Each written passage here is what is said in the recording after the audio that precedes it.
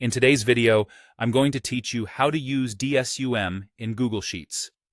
We're going to walk through a simple, reliable way to sum values that meet specific conditions using the DSUM function. This is perfect when you have a table with headers, and you want a total that updates automatically as your data or criteria change. Start by opening your Google Sheets document so you can see both your data table and the area where your criteria live. Click the cell where you want the DSUM result to appear.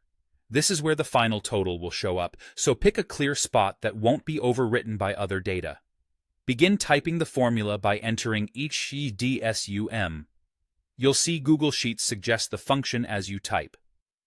DSUM has three parts: the database range, the field to sum, and the criteria range. For the database, select the entire block of data that includes your headers at the top, for example, A1D10. Those header labels are important because DSUM uses them to identify the columns. If your range will stay the same, consider locking it with $signs, like A1 $10, so it doesn't shift if you copy the formula elsewhere. Next, specify the criteria range. This is a small range that contains at least one header and the condition underneath it, like F1, F2. The header in the criteria must match one of the headers in your database exactly, including spaces. Under that header, type the condition you care about, such as 100, West, or even a partial match using wildcards like widget. You can add more conditions by extending the criteria range to include additional headers and rows. DSUM will treat multiple conditions in the same row as AND logic, and multiple rows as OR logic.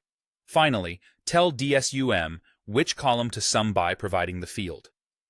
You can do this in two ways.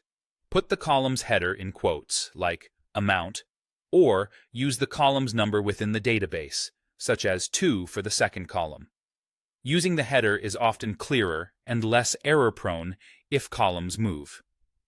Then press Enter to calculate. If you get an unexpected 0, double-check that the database range includes the headers, that your criteria header is spelled exactly the same, and that your condition is in the cell directly under the header. If you see an error, make sure your field name is in quotes and your ranges are valid. As a final tip, consider using named ranges for both the database and criteria to make your formula easier to read and maintain. That's it. Your DSUM is ready and will update automatically as your data or criteria change.